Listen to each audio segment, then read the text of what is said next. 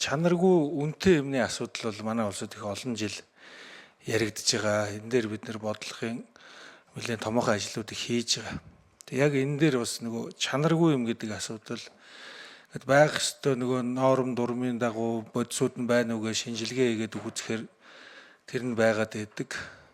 Тийм учраас одоо манай улсад хэрэглэгдээд байдаг ийм зүйл байгаа. Гэхдээ яг бод төр хүн хэрэглэхээр идэгэрдэггүй өөр чанартай юм тэр юм уу гадагшаа яваад имжлүүлчихээр идэгчдэг ийм зүйл байгаа учраас энэ дээр бид нар томоохон бодлогын шинжилгээ өөрчлөлтүүд хийж байгаа.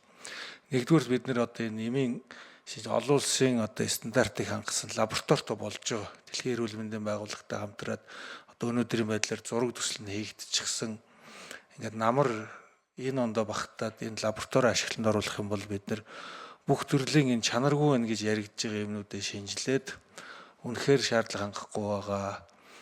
Энэ юмнуудаа одоо зах зээлээс гаргах энэ арга хэмжээг аавна. За нөгөө талдаа бид нэр өнөөдөр энэ манай улсад гадны энэ өндөр хяналтанд ор байдаг Дэлхийн эрүүл мэндийн байгууллагаас хүлээн зөвшөөрөгдсөн энэ сайн үйлдвэрүүдийн эм тариануудыг нэгдсэн хилцлийг хийж оруулж ирэх энэ ажил маань хийгдэж эхлээд нэлээд урагштай явж байгаа.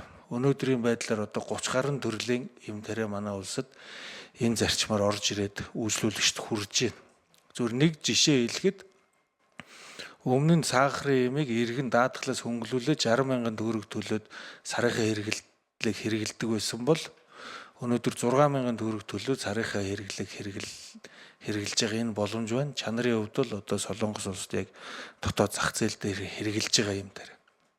За дахин нэг жишээ хэлэхэд одоо энэ хавдрын үед хэрэгэлдэг энэ хийм тарай энтхийн хийм эмчилгээнүүд нэлээд гаж нөлөө ихтэй одоо иргэдэд одоо чирэгдэл эрүүл мэнд тохирол учруулж ийн гэдэг ийм зүйл байдаг. Энэ дээр бид нар бас 5 төрлийн хийм тариаг энэ Солонгос улсаас бас шууд үйлдвэрлэлтэй хилцэл их замаар оруулж ирээд өнөөдөр бас хавдар судлалын үндэсний төв болон бусад эмнэлгүүд хэрэглэн нэвтэрсэн явж байна. Гэхдээ энийг бид нар одоо яг хууль номын дагуу хамгийн өндөр чанартайг зах зээл дээр байж бол хамгийн хямд үнээр нь ард иргэдэд хүрхийн ажлыг хийж. Өнөөдөр манай улсын зах зээл дээр 4,000 гаруй төрлийн нэршлийн юмнууд байгаа.